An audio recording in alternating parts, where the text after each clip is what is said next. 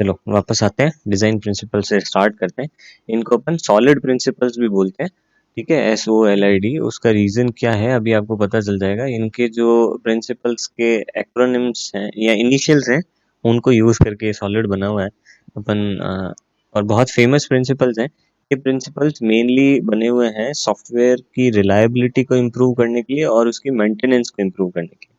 यानी अगर इन प्रिंसिपल्स को यूज करके आप बनाते हो तो सॉफ्टवेयर थोड़ा सा उसकी क्वालिटी बेटर होगी, और plus at the same time it will be more maintainable. अगर कोई फर्दर चेंजेस आते हैं, कोई बग्स आती है, तो उनको ट्रेस बैक करना, उन चेंजेस को इनकॉर्पोरेट करना आसान होता है। ठीक है, तो डिजाइन प्रिंसिपल्स में सबसे पहला अपन देखते हैं ओपन क्लोज प्रिंसिपल। ठीक है, लाइन पढ़ो। लिखा हुआ है अ module component should be open for extension but close for modification. ठीक है, तो अगर ये किसी भी बिजनेस पर्सन से बोलोगे तो he or she will agree to this that a module component should be open for extension। अगर हमारे को उसमें कोई एक्सटेंशन चाहिए तो it should be possible, but at the same time अगर आप कोई मॉडिफिकेशन करना चाहते हो तो वो प्रोग्रामर को हमेशा उसके लिए मना करना चाहिए, क्योंकि मॉडिफिकेशन किया तो क्या होगा, फिर से टेस्टिंग करोगे, फिर QA करोगे, और फिर पूरी एक साइकिल चलेगी टू एंश्योर कि अब उस मॉडिफिकेशन की वजह से कोई नई प्रॉब्लम ना क्रिएट हो गई हो। तो this is modification is generally a very costly process, but again depend करता है कि आपने कैसे उसको डिजाइन किया हुआ है, कैसा कोड लिखा हुआ है। अगर आपने कोड ऐसा लिख दिया कि आप उसको एक्सटेंड नहीं कर सकते। चलो, तो अपन वापस ओपन क्लोज प्रिंसिपल की बात कर रहे थे। तो बेसिकली अपन चाहते हैं कि ऐसा कोड लिखें कि जिसको एक्सटेंड करना आसान हो, पर एक्सटेंड करने के लिए मॉडिफाई ना करना पड़े। ठीक है, तो जैसे जावा के कंटेक्स्ट में आप सबको पता है, जावा में एक ऑब्जेक्ट क्लास होती है। ठीक है, आप जावा में अगर कोई भी ऑब्जेक्ट बनाएंगे, चाहे किसी भी क्लास का ऑब्जेक्ट बनाए, तो वो हमेशा क्या होता है, एक बेस ऑब्जेक्ट क्लास का डिराइव्ड क्लास बनती ही बनती है। जैसे ये अगर मेरी मेन ऑब्जेक्ट क्लास है, फिर आपने कोई भी क्लास बनाई, लेट्स से क्लास 1। ठीक है, अब इसका अगर आप जैसे ही कोई ऑब्जेक्ट बनाओगे, क्लास 1 C, ठीक है, इक्वल्स टू न्यू क्लास 1। तो बाय डिफॉल्ट ये C क्या होगा, ये C इसका एक डिराइव्ड ऑब्जेक्ट होगा।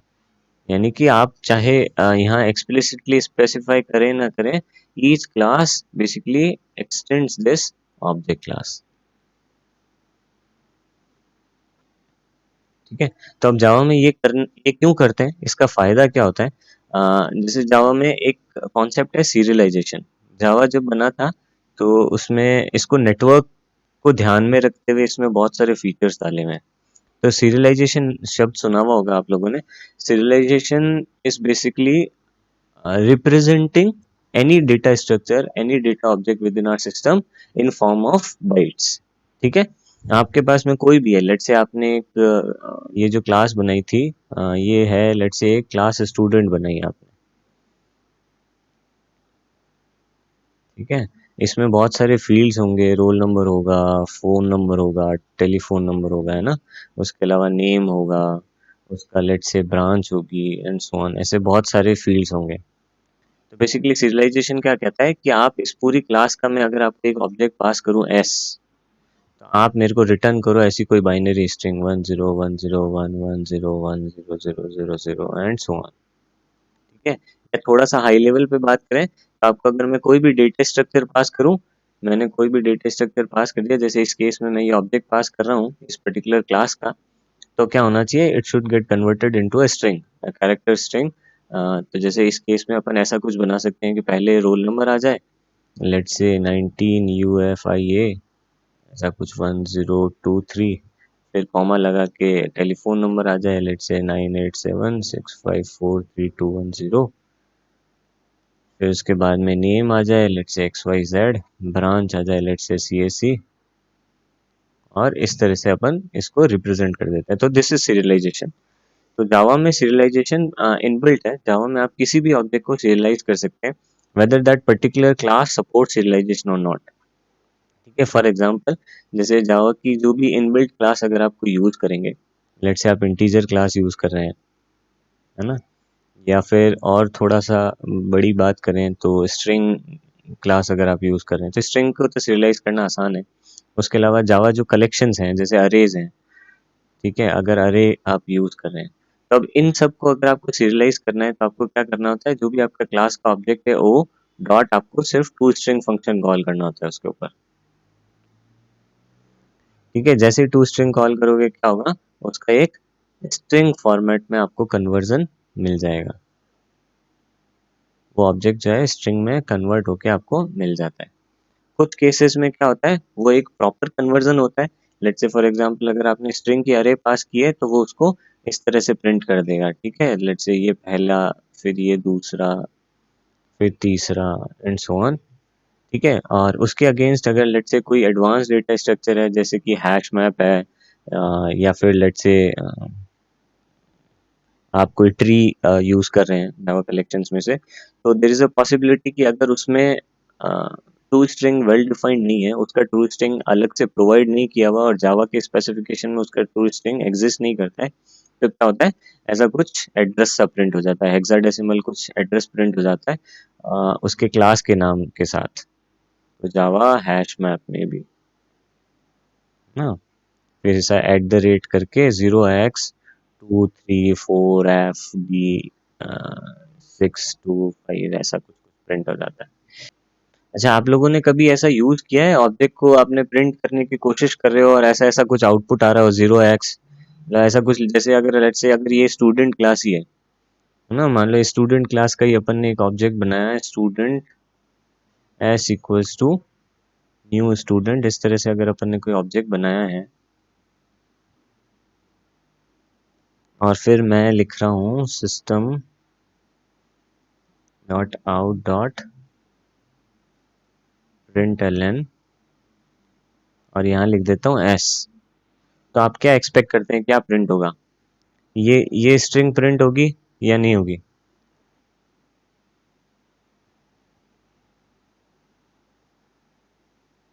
जनरली मोस्ट प्रोबेबली अगर आपने अलग से specifically to string function define नहीं किया हुआ उस क्लास में, तो होपफुली ऐसा कुछ आपका ऑब्जेक्ट आउटपुट आएगा, स्टूडेंट, या जनरली अगर कोई पैकेज का नाम है तो package dot student at the rate, फिर कोई एक हेक्साडेसिमल नंबर होगा 421E235F ऐसा कुछ, है ना। तो यानी ये पहला होता है कि कौन सी क्लास का ऑब्जेक्ट था वो, और प्लस फिर उसका इंटरनल मेमोरी का कोई representation, it will be some form of address, ये एग्जैक्ट एड्रेस नहीं है, जहां आपका ऑब्जेक्ट स्टोर्ड है वो एग्जैक्ट एड्रेस नहीं है, पर आपका जेवीएम का एक रिप्रेजेंटेशन है, उसका एक आइडेंटिफायर है उस ऑब्जेक्ट को आइडेंटिफाई करने के लिए। तो using this particular hexadecimal number JVM can identify each object individually. ठीक है, तो ये एड्रेस प्रिंट कर देता है। तो अब ये कहाँ से आ रहा है, ये कहाँ से प्रिंट होकर आ रहा है, तो बेसिकली अपनी जो सबसे ऊपर जो ऑब्जेक्ट क्लास थी, ठीक है, इसमें ना टू स्ट्रिंग बना हुआ है। ठीक है, तो अगर कोई भी क्लास टू स्ट्रिंग को ओवरराइड नहीं करती है, यानी कि वो फिर से अपना खुद का टू स्ट्रिंग नहीं बनाती है, तो उस केस में क्या होता है, अपना जो ये ऑब्जेक्ट क्लास है इसका टू स्ट्रिंग यूज हो जाता है, और इसके टू स्ट्रिंग में अपन ने ऐसा लॉजिक डाला हुआ है, जावा डेवलपर्स ने ऐसा लॉजिक डाला हुआ है कि पहले क्लास का नेम प्रिंट हो जाता है और फिर उसके बाद में उसका ये जेवीएम का आइडेंटिफायर प्रिंट हो जाता है।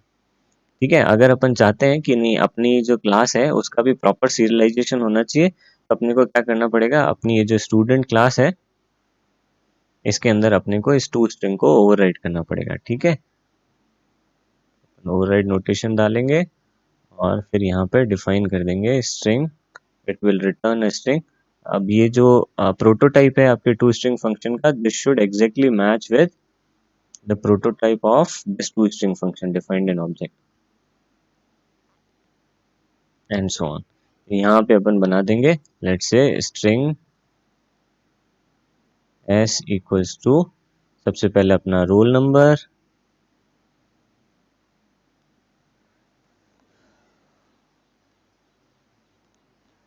पहले रोल नंबर, फिर लेट्स से प्लस, फिर एक स्पेस, फिर अपना टेलीफोन नंबर, प्लस फिर एक स्पेस, अच्छा ये नहीं आएगा है ना, टेलीफोन नंबर फिर एक स्पेस, फिर उसके बाद में लेट्स से अपना name, again inverted commas, plus क्या था, सेमेस्टर, जो भी डेटा आपको डिस्प्ले करना है बेसिकली उसको सीरियलाइजेशन में आपको सेव करने के लिए जो भी चीज़ें उसमें डालनी है वो सब अपन यहाँ ऐड कर सकते हैं। ठीक है, तो अब क्या होगा, अगर आपने अपनी स्टूडेंट क्लास में इस टू स्ट्रिंग को इम्प्लीमेंट कर दिया है तो फिर जब आप अभी जब system dot out dot print L N S करोगे तो आपका प्रॉपर ये सारा बना हुआ जो भी आपने लॉजिक डाला हुआ है वो लॉजिक के साथ यहाँ रिटर्न स्ट्रिंग भी आएगा, है ना। उस लॉजिक के साथ जो स्ट्रिंग बनेगी वो स्ट्रिंग प्रिंट हो जाएगी। तो सुनना है, तो अपन ने जो बात की थी ओपन क्लोज प्रिंसिपल की, तो इसमें अपन ने अगर इस तरह के स्ट्रक्चर डिफाइन कर दिया जब अपन ने कि नेटिवली अपने आप जो भी क्लास का ऑब्जेक्ट बनेगा वो ऑब्जेक्ट क्लास का बेस ऑब्जेक्ट होगा या उसको डिराइव करेगा, उसका टू स्ट्रिंग फंक्शन डिराइव करेगा, तो अब एक्सटेंशन के लिए ओपन है। आप चाहें तो उसका फर्दर अपना टू स्ट्रिंग इम्प्लीमेंट कर सकते हैं और नहीं और अगर नहीं चाहें तो नहीं चाहें, एक फॉल बैक हमेशा अपने पास अवेलेबल है। तो इस केस में क्या होगा, अपन मॉडिफिकेशन बेस ऑब्जेक्ट क्लास में नहीं कर रहे। ठीक है, ऑब्जेक्ट क्लास को अपन ने इस तरह से बनाया है कि आपको उसमें जाके कोई चेंज ना करना पड़े, आप सिर्फ अपनी क्लास को मॉडिफाई कर सको। ठीक है, इसका एक एग्जांपल और देखते हैं। ये डायग्राम आप लोगों को दिख रहा है क्या?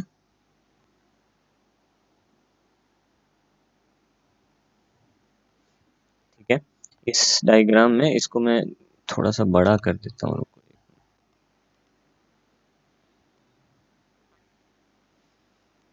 ना इस डायग्राम में देखो क्या है, एक डिटेक्टर क्लास है।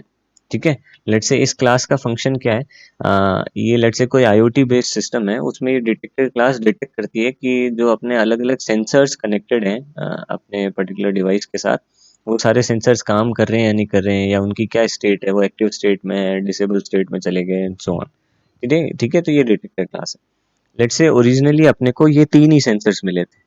ठीक है, एक कोई विंडो ओपन क्लोज सेंसर है, एक स्मोक सेंसर है, एक मोशन डिटेक्टर सेंसर है। तो अपन क्या कर सकते थे कि इस डिटेक्टर क्लास में तीन फंक्शन बना देते हैं, डिटेक्ट विंडो सेंसर। ठीक है, सेकंड अपन बना सकते थे detect smoke sensor and similarly detect motion sensor. ठीक है, या फिर ऐसा कुछ हो सकता था कि अपने को चेक करना है तो अपन लूप लगा के कर सकते थे कि तीन का लूप बना दिया और किसी डेटा स्ट्रक्चर में अपन ने इन तीनों का रेफरेंस स्टोर कर लिया और लूप लगा के चेक कर लेते हैं कि एक साथ सबका डिटेक्शन हो जाए एंड सो ऑन। तो ये बहुत नेटिव अप्रोच है कि अपन ऐसा कर सकते हैं बहुत easily. This is our first approach कि अपन ऐसा ही करेंगे। पर जब अपन थोड़ा सा एक्सटेंशन का सोचें कि लेट्स से अगर बाद में दो सेंसर और ऐड करने पड़ गए इसमें, तो उस केस में क्या होगा, उस केस में आपको फिर जाके अपना डिटेक्टर का पूरा लॉजिक चेंज करना पड़ेगा। अगर चाहे आपने उसको डेटा स्ट्रक्चर के फॉर्म में लिया, लूप चला रहे हो, चाहे आप फिर उसको इफ एल्स कंडीशन करके इंडिविजुअल सेंसर्स को काम ले रहे हो, या फिर तीन फंक्शन बनाए हुए हैं तो आपको दो फंक्शन और बनाने पड़ सकते हैं और फिर उन दो फंक्शन को एक्स्ट्रा कॉल करने का लॉजिक आपको डालना पड़ेगा एंड सो ऑन। तो इसका सॉल्यूशन क्या है कि अपन इंश्योर करें कि इसका एक्सटेंशन थोड़ा सा आसान बनाना है। तो उसका सॉल्यूशन क्या किया, अपन ने एक इंटरफेस बना दिया सेंसर। ठीक है, उस इंटरफेस में अपन ने चार फंक्शन डिफाइन कर दिए कि हर जो भी सेंसर आप इस सिस्टम के साथ कनेक्ट करोगे उस सेंसर को इस इंटरफेस को इम्प्लीमेंट करना पड़ेगा। यानी बेसिकली फिर क्या होगा, आप उसके करस्पॉन्डिंग एक क्लास बनाओगे जो इस इंटरफेस को इम्प्लीमेंट कर रही होगी और उसमें ये चार फंक्शन होंगे, रीड, इनेबल, डिसेबल और टेस्ट। ठीक है, तो अब क्या फायदा हो गया, अब जैसे ही अगर ये दो नए ऐड होंगे तो इन दो नयों को क्या करना होगा, ये चारों फंक्शन इम्प्लीमेंट करने होंगे। तो जो एक्चुअल लॉजिक है, जो उस पर्टिकुलर सेंसर के डिटेक्शन का लॉजिक है, वो अब अपने को इस टेस्ट फंक्शन से मिल जाएगा। ठीक है, और डिटेक्टर को क्या करना है, डिटेक्टर को हमेशा सेंसर क्लास का एक ऑब्जेक्ट बनाना है और उसका टेस्ट फंक्शन कॉल करना है, इररेस्पेक्टिव ऑफ कि वो कौन सा सेंसर है या कितने सेंसर कनेक्टेड है एंड सो ऑन। ठीक है, तो ये थोड़ा सा एक छोटा सा एग्जांपल है कि अपन कैसे अपने सिस्टम को एक्सटेंसिबल बना सकते हैं बाय इंश्योरिंग कि ज्यादा चेंजेस अपने को सिस्टम में ना करने पड़े। ठीक है, इस केस में भी अपने को सिस्टम में थोड़े चेंजेस तो करनी पड़ेंगे, कहीं ना कहीं किसी ना किसी डेटा स्ट्रक्चर में ये दो एंट्री करनी पड़ेगी, डेटाबेस में एंट्री करनी पड़ेगी, या किसी फाइल में दो एंट्री एक्स्ट्रा स्टोर करनी पड़ेगी, या लेट्स से किसी फोल्डर में ये दो फाइल एक्स्ट्रा डालनी पड़ेगी कि ये डिटेक्टर को पता चले कि ये दो सेंसर भी हैं। पर वो सिर्फ उतना ही काम है, उसका इनिशियल सेटअप का ही काम है कि तीन की बजाय अब पांच है। आपको जाके डिटेक्टर क्लास में नए फंक्शन नहीं लिख के आने पड़ रहे, वहां कोई वेरिएबल की वैल्यू 5 नहीं करनी पड़ रही, 3 से बढ़ा के 5 नहीं करनी पड़ रही एंड सो ऑन। ठीक है। तो इस तरह से अपन कुछ पर्टिकुलर प्रॉब्लम्स को अपन सॉल्व आउट कर सकते हैं। अगर ये चेंजेस बाद में आए तो ये चेंजेस ज़्यादा खराब होंगे, तो अपन कोशिश करते हैं कि स्टार्टिंग से अपन ये चीज़ मान के चलें कि अपनी जो एप्लीकेशन है, अपन जो कोड लिख रहे हैं, it should be easy to extend. ठीक है, नेक्स्ट अपन बात करते हैं, सेकंड अपना प्रिंसिपल है लिस्कॉव सब्स्टिट्यूशन प्रिंसिपल। ठीक है, अब सब ये प्रिंसिपल क्या कहता है, that all subclasses should be substitutable for their base classes. ठीक है, यानी कि अगर आप कहीं पे भी कोई भी हियरार्की डिफाइन कर रहे हो, कहीं इनहेरिटेंस यूज कर रहे हो, तो हमेशा ये होना चाहिए कि बेस क्लास के ऑब्जेक्ट से मैं आपके डिराइव्ड क्लास का ऑब्जेक्ट यूज कर सकूं। तो ऑलमोस्ट जितनी भी ऑब्जेक्ट ओरिएंटेड प्रोग्रामिंग लैंग्वेजेस हैं, ये फंक्शनैलिटी सपोर्ट करती है, पर कई बार क्या हो सकता है, अपन कोड जानबूझ के ऐसा लग देते हैं कि फिर उसकी वजह से अपन ये अचीव नहीं कर पाते। ठीक है, इसका एक एग्जांपल देखते हैं।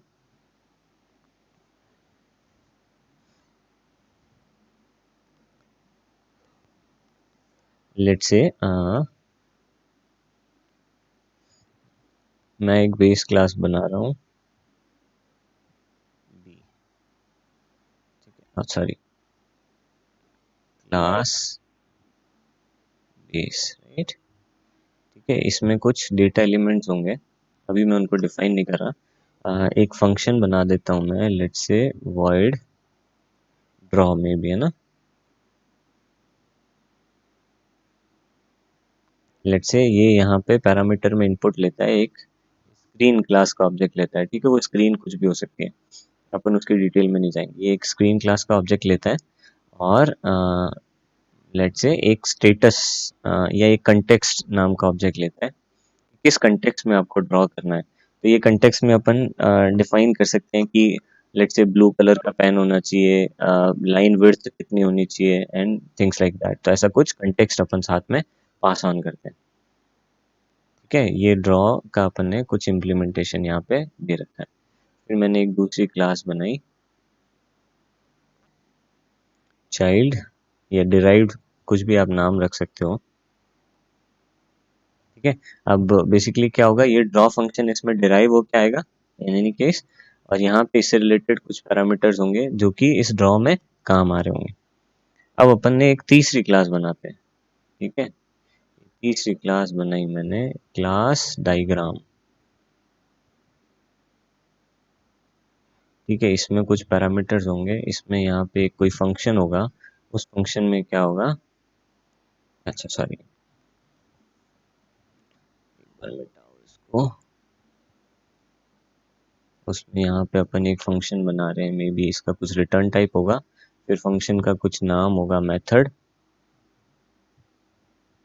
और ये एक बेस क्लास का ऑब्जेक्ट ले रहा होगा। ठीक है, बेस बी, और कहीं अंदर ये कॉल कर रहा होगा बी डॉट। ठीक है, तो बेसिकली लिस्कॉव सब्स्टिट्यूशन प्रिंसिपल क्या कहता है कि अगर फिर कोई मेरा मेन फंक्शन है कहीं, या कोई दूसरी क्लास है, तो वहां पे क्या होना चाहिए, मैं इस तरह से इस क्लास के ऑब्जेक्ट पे, लेट्स से मैं एक डायग्राम क्लास का एक ऑब्जेक्ट बनाता हूँ डी, और डी पे मैं जब कॉल करूंगा इस पर्टिकुलर मेथड को, तो इट शुड बी पॉसिबल कि जरूरी नहीं है कि मैं बेस क्लास का ही ऑब्जेक्ट पास करूं।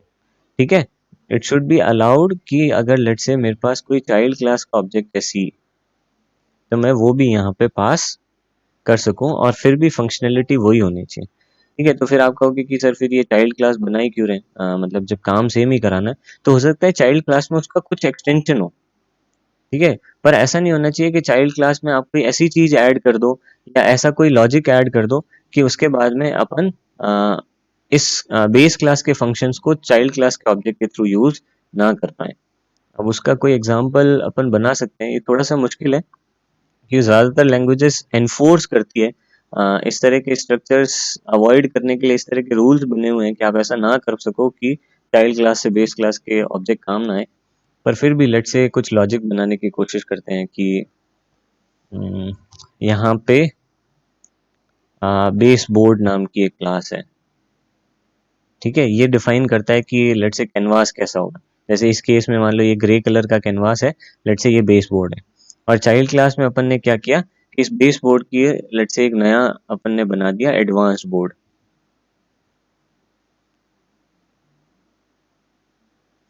ठीक है, और यहाँ पे अपन ने कर दिया कि वॉइड ड्रॉ जो था,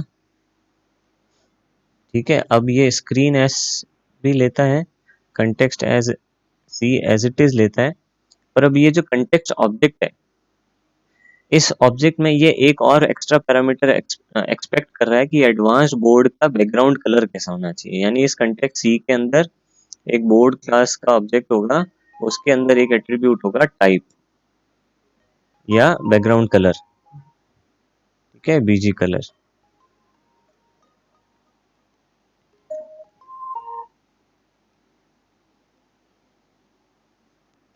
ठीक है, तो अब इस केस में क्या होगा, अगर मैंने इस लॉजिक को थोड़ा सा इस तरह से चेंज कर दिया तो क्या होगा, अब मैं ये वाला फंक्शन ऐसे कॉल नहीं कर सकता। क्यों? क्योंकि अगर मेरे पास में सिर्फ बेस जितना ही डेटा है, तब मैं चाइल्ड का ऑब्जेक्ट पास करूंगा तो क्या होगा, वो एक नया कंटेक्स्ट का ऑब्जेक्ट एज्यूम करेगा कि उसमें टाइप और बीजी कलर भी होना चाहिए। ठीक है, तो ऐसी कुछ कंडीशन, ऐसा कुछ लॉजिक बैठ सकता है। कई बार ये गलती अपन चला के नहीं करते, जब अपन ओरिजिनली सॉफ्टवेयर लिख रहे होते हैं तभी अपन ये ऐसी गलतियां नहीं करते। जब अपन उसमें चेंज करने जाते हैं, जब अपन ने पहले कोई लॉजिक लिख दिया होता है, फिर उसमें कोई बग आ रही होती है या उसमें अपने को कोई फीचर ऐड करना होता है, तब अपन ऐसी छोटी छोटी गलतियां कर देते हैं कि लेट्स से अब बोर्ड टाइप है तो वो इसमें ही कहीं डाल दो, ताकि मतलब एक अलग क्लास क्या बनानी या अलग प्रॉपर्टीज क्या डिफाइन करनी है एंड सो ऑन। तो कई बार ऐसे छोटा सा आलस मारने के चक्कर में ऐसी अपन एक सिचुएशन पैदा कर सकते हैं कि अपन इस तरह के ऑपरेशन परफॉर्म ना कर पाए, जब अपन बेस क्लास की जगह चाइल्ड क्लास के ऑब्जेक्ट से वो काम कर सकें। ठीक है, तो ये लिस्कॉव सब्स्टिट्यूशन प्रिंसिपल है कि आपको हमेशा इस चीज का ध्यान रखना है कि बेस क्लास की जगह चाइल्ड क्लास के ऑब्जेक्ट से कोड लिखना पॉसिबल होना चाहिए। आप कभी भी गलती से ऐसे कंस्ट्रेंट्स, ऐसी कंडीशंस, ऐसे लॉजिक डिफाइन नहीं कर दें कि फिर अपन बेस की जगह चाइल्ड यूज ना कर पाए। ठीक है, इट इज वेरी इंपॉर्टेंट। ठीक है, इसका साइड इफेक्ट क्या होगा, मान लो अगर आप ऐसा करते हो, आप ऐसा कुछ लॉजिक कर दोगे, तो उसका साइड इफेक्ट होगा कि फिर अगेन अपना पहला प्रिंसिपल फेल हो जाएगा, जो ओपन क्लोज प्रिंसिपल है। फिर वो अपना जो मॉड्यूल होगा उसको एक्सटेंड करना मुश्किल हो जाएगा, उसको फिर आपको मॉडिफाई ही करना पड़ेगा। डंडा, आप एक बार मतलब गूगल पे सर्च करके देखें इसके एग्जांपल में, और कोई बेटर आपको एग्जांपल मिल जाए, किसी ने और बहुत सोच समझ के कोई एग्जांपल रखा हो। और नहीं तो कभी ना कभी जब आप बड़े प्रोजेक्ट्स पे काम करोगे तो आप खुद इसको एक्सपीरियंस कर ही लोगे, and that is my guarantee. ठीक है, तो ये प्रिंसिपल बेसिकली बने हुए इसलिए हैं कि जो चीजें एक्सपीरियंस से सीखने में आती है वो आप थ्योरी से सीख लो। ठीक है, अगर इन चीजों का ध्यान रखोगे तो वो गलतियां होगी नहीं।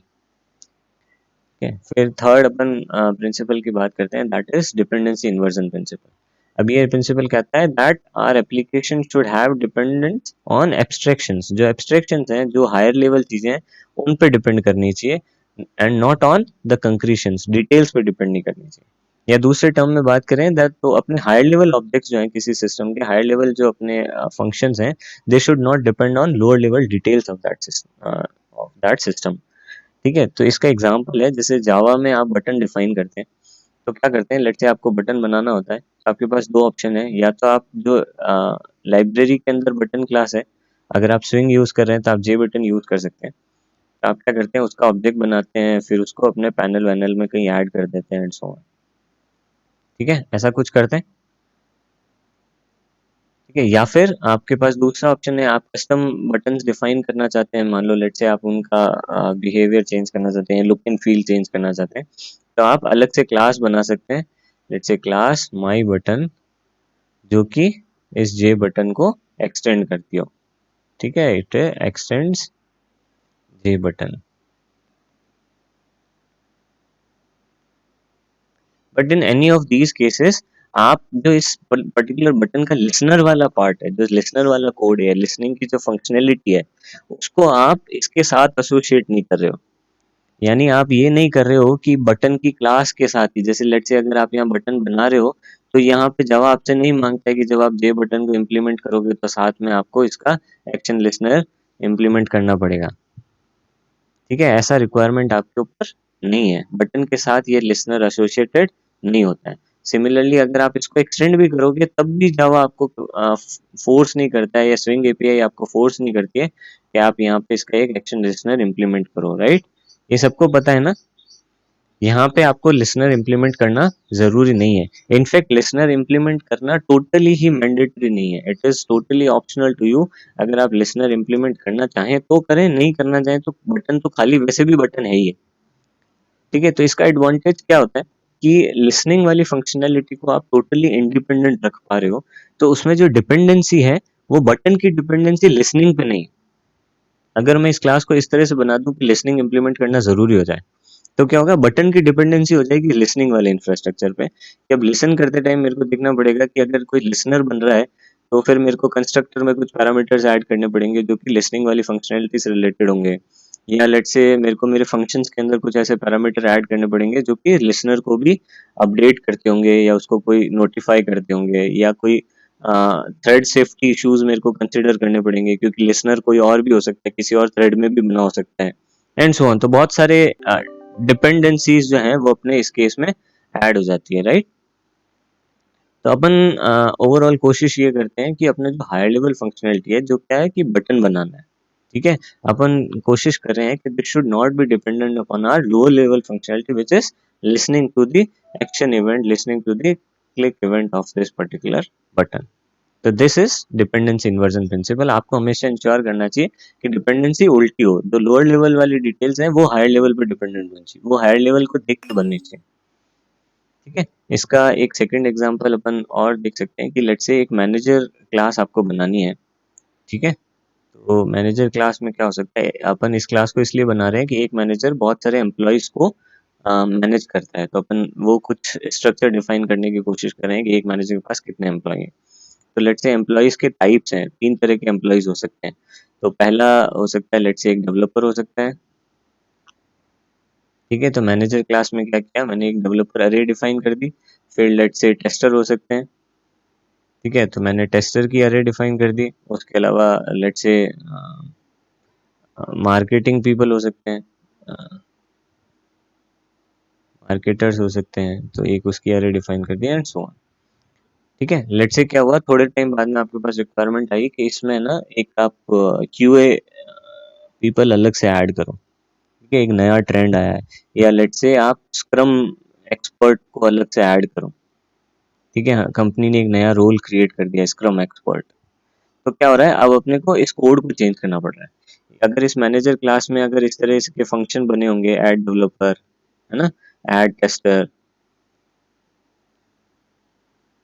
ठीक है, तो अपने को अब ऐड क्यूए, ऐड स्क्रम ये भी बनाने पड़ेंगे, एंड सो ऑन। तो इसका क्या सॉल्यूशन है कि आप ऐसा नहीं करो, तो आप क्या कर सकते हो, एक आपने एक अलग क्लास बना दी एम्प्लॉय, ठीक है। तो बहुत सारी चीजें सेम होगी, तो कॉमन कॉमन चीजें मैंने इसमें डाल दी, जैसे नेम होगा, ठीक है, उसका सैलरी पैकेज होगा, उसका लेट्स से कुछ यूनिक आईडी होगा, एंड सो ऑन। और प्लस इसके अलावा कुछ और दूसरी जो भी कॉमन फंक्शनलिटीज होगी वो एम्प्लॉय में डाल दी। फिर अलग क्लासेस बना दी डेवलपर और सो ऑन, जो कि क्या करती है, इस एम्प्लॉय क्लास को एक्सटेंड करती है। तो डेवलपर एक्सटेंड्स एम्प्लॉय।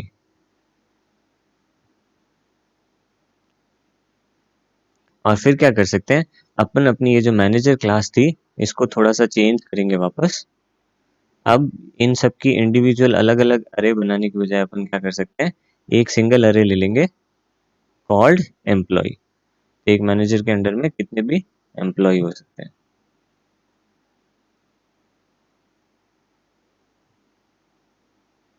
और अब एक ही फंक्शन बनेगा ऐड एम्प्लॉय का,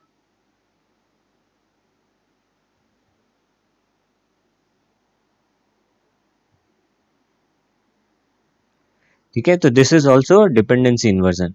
इस केस में जो अपनी मैनेजर क्लास है वो डेवलपर या जो टाइप ऑफ एम्प्लॉय है उस पर डिपेंडेंट नहीं, ठीक है। मैनेजर क्लास का रोल था एम्प्लॉयज को मैनेज करना, एम्प्लॉयज की डिटेल आपके पास रहनी चाहिए, और लेट्स से एम्प्लॉय को मैसेज भेजने की फंक्शनैलिटी मैनेजर क्लास में, एंड सो ऑन। तो कुछ ऐसी फंक्शनैलिटी थी जिससे फर्क नहीं पड़ता था कि टाइप ऑफ एम्प्लॉय क्या है।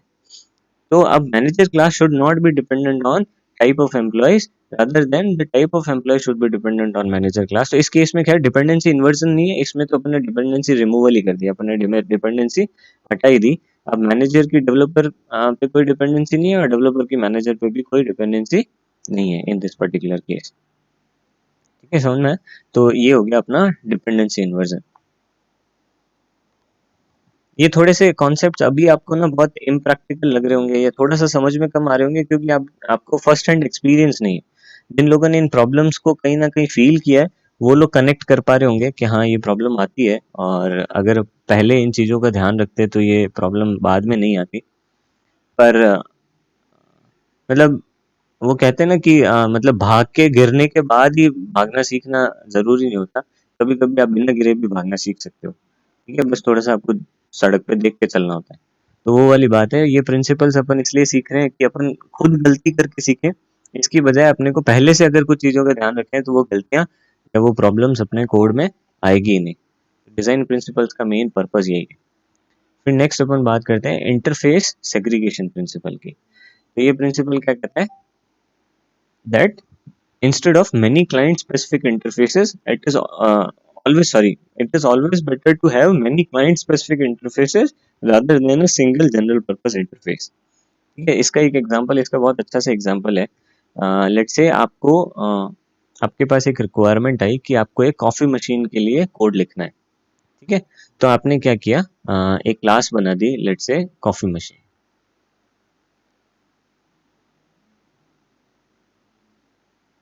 ठीक है, उसमें मेनली दो ही फंक्शन है। ठीक है, पहला फंक्शन तो क्या है, ऐड कॉफी, कि आप उस मशीन में कॉफी ऐड करेंगे,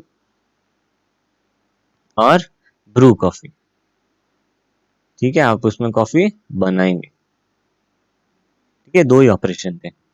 फिर उसके बाद में बोला कि नहीं, अभी इतने से काम नहीं चल रहा, अभी उसमें आपको फंक्शनलिटी और ऐड करनी है कि चाहे तो हम फिल्टर कॉफी बनाए या फिर हम एस्प्रेसो कॉफी बनाए। ठीक है, तो ये सिर्फ बनाने का तरीका अलग होता है, इंग्रेडिएंट सेम है इस केस में। ठीक है, तो आपको अब इस कोड को चेंज करना पड़ेगा। ठीक है, तो इस कोड को कैसे चेंज करोगे कि ये लेट्स से ये पहले क्लास थी, अगर ओरिजिनली इसको क्लास नहीं बना के अगर अपन इंटरफेस बना दें।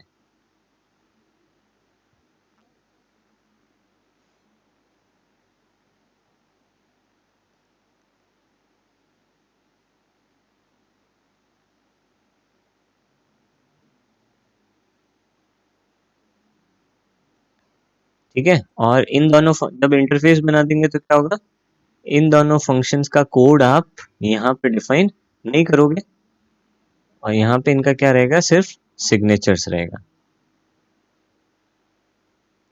ठीक है, फिर आपने एक क्लास बनाई, अ, या लेट से अब मैं एक दूसरी क्लास बना देता हूँ,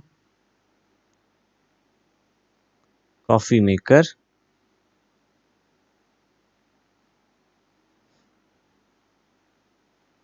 या चलो ये अननेसेसरी एक छोटा सा मैं एक एक्स्ट्रा स्टेप बनाने जा रहा हूँ, इसकी बजाय डायरेक्ट फिल्टर मशीन और एस्प्रेसो मशीन ही बना देते हैं। यहाँ बना दिया मैंने फिल्टर कॉफी मशीन।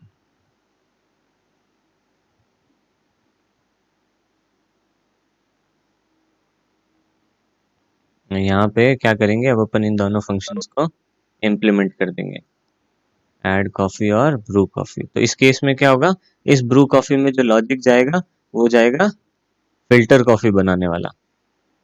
ठीक है, इसका लॉजिक होगा फॉर फिल्टर कॉफी, और इधर जो लॉजिक होगा वो होगा अपना एस्प्रेसो कॉफी वाला। ठीक है, तो दिस इज व्हाट अपन बात कर रहे हैं कि अलग अलग जो यूजर स्पेसिफिक रिक्वायरमेंट है उसके करस्पॉन्डिंग आपको इंटरफेसेस डिफाइन करने चाहिए।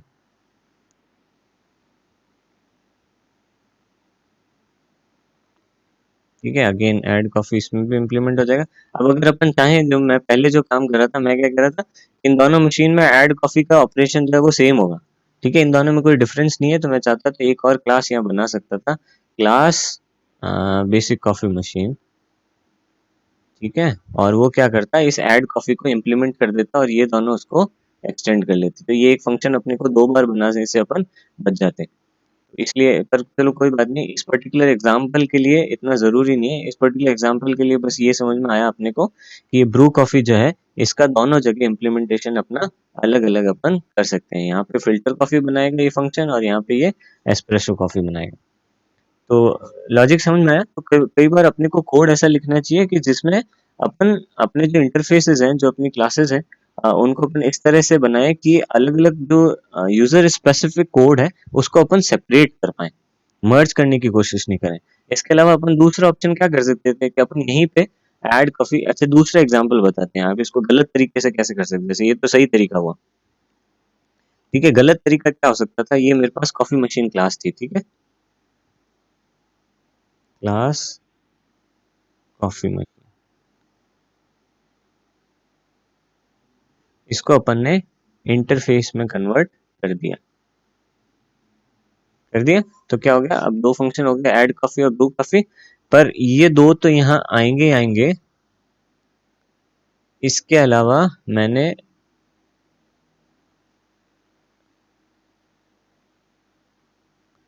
एक फंक्शन ऐड कर दिया, Bru espresso coffee,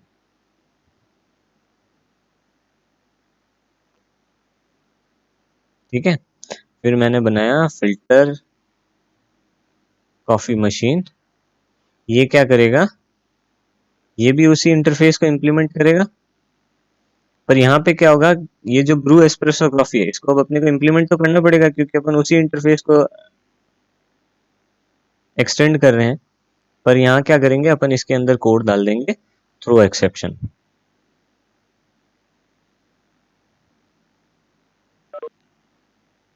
throw exception कर देंगे कि this machine does not support, not support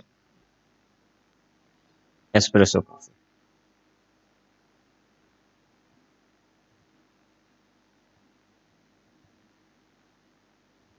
ठीक है। और सिमिलरली जब अपन एस्प्रेसो कॉफी मशीन वाली क्लास बनाएंगे तो उसमें क्या करेंगे, ब्रू कॉफी वाले के लिए अपन एक्सेप्शन थ्रो कर सकते हैं कि this machine does not support a filter coffee या डिफॉल्ट कॉफी, ठीक है। तो इस तरह से अपन कंडीशन बिल्ड कर रहे हैं। तो अभी भी लॉजिकली अपने को लग रहा है कि ठीक है, अपन ने कोड बना दिया, अगर कोई गड़बड़ होगी तो एक्सेप्शन थ्रो कर देगा, इट्स ओके, कोई प्रॉब्लम नहीं है। पर अब ये समझो कि लेट से अगर कोई पैरामीटर चेंज करना पड़ जाए, अगर लेट से मेरे को यहाँ पे कोई पैरामीटर चेंज करना पड़ गया, या इधर कॉफी में एक अपना नई रिक्वायरमेंट आ गई कि मिल्क वाला, मिल्क भी होना चाहिए, यानी आप ऐड कॉफी के अलावा ऐड मिल्क का भी एक ऑप्शन रखो, अम, ठीक है। तो क्या होगा, वो ऐड मिल्क फिल्टर कॉफी के लिए तो इम्पोर्टेंट है, ठीक है, हो सकता है कि उसमें ऑप्शन दें अपन, पर एस्प्रेसो में तो ऐड मिल्क का ऑप्शन काम का ही नहीं है। तो यानी चेंज कहाँ होना चाहिए था, सिर्फ फिल्टर कॉफी में चेंज होना चाहिए था। पर अब अपने को चेंज कहाँ करना पड़ेगा, एस्प्रेसो में भी करना पड़ेगा, क्योंकि अपन ने उस पर्टिकुलर इंटरफेस को इस तरह से डिजाइन किया है कि अननेसेसरी वो दो अलग अलग ऑपरेशंस में पार्टिसिपेट कर रहे हैं, ठीक है। तो ये प्रिंसिपल बेसिकली ये कहता है कि जब भी आपको लगता है कि कोई कस्टमर स्पेसिफिक रिक्वायरमेंट आ रही है, तो उसको मर्ज करने की कोशिश मत करो। ये मत करो कि आपने कोई एग्जिस्टिंग क्लास थी, एग्जिस्टिंग इंटरफेस था, उसी में ले जाके उसको मर्ज कर दिया, उसको आप अलग अलग रखो। जितना अलग रखोगे मेंटेन करना आसान होगा, अगर कोई बग आता है तो भी आप इजीली आइडेंटिफाई कर पाओगे, और फर्दर अगर किसी और चेंज की वजह से किसी और जगह गड़बड़ नहीं होगी, ठीक है। ये बेसिकली ये प्रिंसिपल आपको कहना चाहता है, ठीक है। और फिर फाइनली लास्ट प्रिंसिपल आ जाता है अपना सिंगल रेस्पॉन्सिबिलिटी प्रिंसिपल। ये कहता है a class should have one and only one reason to change, ठीक है, एक से ज्यादा रीजंस उस क्लास को चेंज करने के लिए नहीं होने चाहिए। तो फॉर एग्जांपल, इसका एग्जांपल लेंगे अपन कंट्रोलर वर्सेस रिक्वेस्ट क्लास से, ठीक है। लेट्स से आप कोई ई कॉमर्स बना रहे हो, उसमें आपको दो क्लासेस बनानी पड़ रही है, एक ऑर्डर कंट्रोलर। तो जनरली चलो ई कॉमर्स बना रहे हैं, अपन क्या करते हैं, एक ऑर्डर क्लास बनाते हैं। इस ऑर्डर क्लास में पहले ऑर्डर डिटेल्स हो जाएगी, ठीक है। ये डिटेल्स क्या हो सकती है, प्रोडक्ट हो सकता है, क्वांटिटी होगी, कोई डिलीवरी कोड हो सकता है, लेट से कोई डिलीवरी कोड तो नहीं कहेंगे, एड्रेस होगा पूरा कि वो कहाँ उस ऑर्डर को अपने को शिप करना है, या उसको अपन एक अलग शिपिंग डिटेल में भी डाल सकते हैं, दैट इज ऑल्सो ओके। एक शिपिंग डिटेल नाम का एक फर्दर अपन और दूसरी क्लास बना देंगे, shipping detail, customer details and so on. अपने ऑर्डर डिटेल्स में कूपन कोड हो सकता है, कोई अगर कूपन कस्टमर ने अप्लाई किया है तो, एंड सो ऑन, ठीक है। इसके अलावा क्या करेंगे, फिर उसी ऑर्डर क्लास में अपन लेट्स से एक ऐड ऑर्डर फंक्शन भी बनाएंगे, या क्रिएट ऑर्डर फंक्शन बना सकते हैं, नाम क्रिएट भी रख सकते हैं। उसमें क्या होगा, आप ऑर्डर डिटेल लोगे, आप शिपिंग डिटेल लोगे एंड सो ऑन। ठीक है, तो अभी बेसिकली क्या क्या है, ये तो अभी सिर्फ बात हुई कि अपन डिटेल्स को और जो अपना ऑर्डर ऐड करने की फंक्शनलिटीज को मर्ज कर रहे हैं। इसके अलावा एक पार्ट और हो सकता है कि अपन लॉजिक भी यहाँ पे बनाने की कोशिश करें कि let's say whether the user is authorize to add order और नॉट। तो यहाँ पे अपन चेक कर सकते हैं इफ जो लॉग्ड इन यूजर है, logged in user has order creation access. ठीक है, ऐसा कोई अपन यहाँ लॉजिक भी चेक कर रहे हैं। अगर यस, इफ यस तो कंटिन्यू करो, और इफ नो तो let's say redirect to another page. ठीक है, इसके अलावा और भी ऐसी कुछ कंडीशन अपन बना सकते हैं कि लेट्स से अगर एक कंडीशन और बना दी कि इफ कूपन इज अप्लाइड,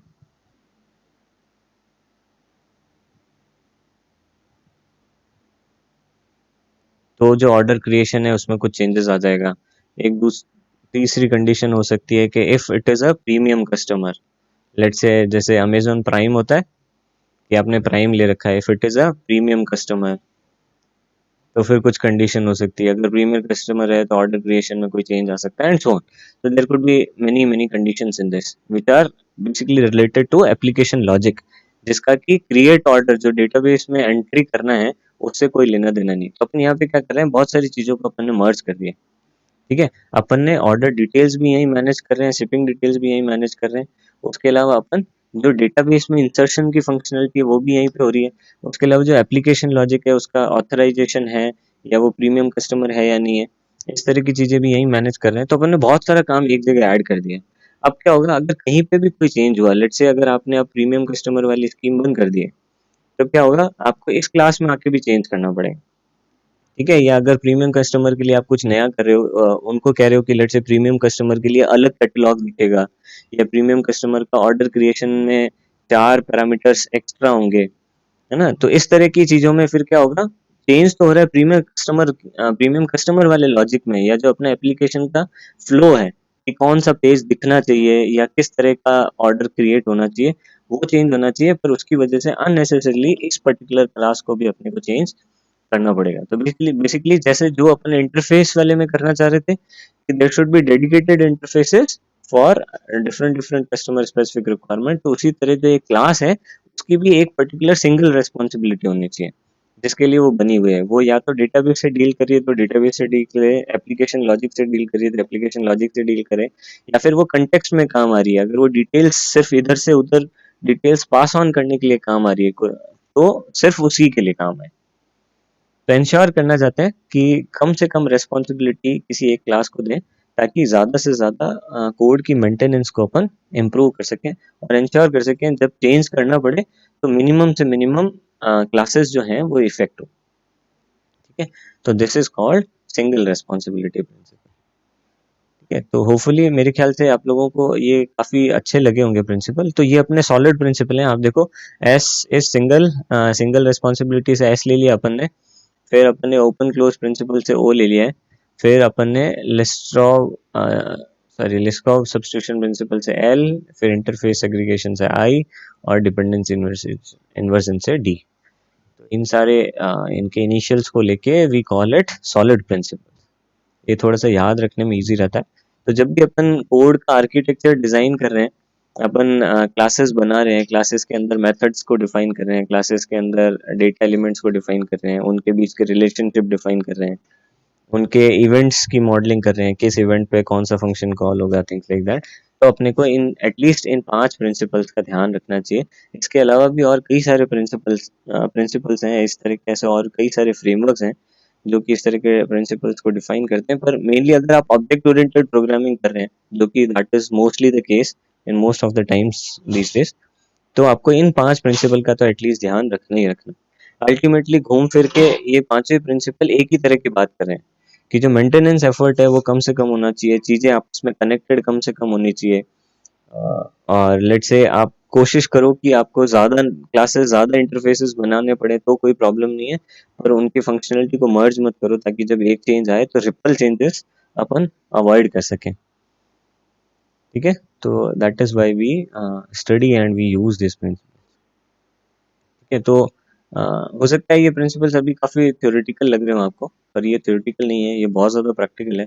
और जब आप खुद बड़े बड़े प्रोजेक्ट्स पे काम करोगे, जब आपको बार बार किसी कोड को चेंज करना पड़ेगा, तो आप लोगों को ये प्रिंसिपल्स डेफिनेटली यूज करने ही पड़ेंगे। ठीक है, तो अभी आज का क्लास यहीं ओवर करेंगे, अगर किसी को कोई डाउट है तो पूछ लीजिए।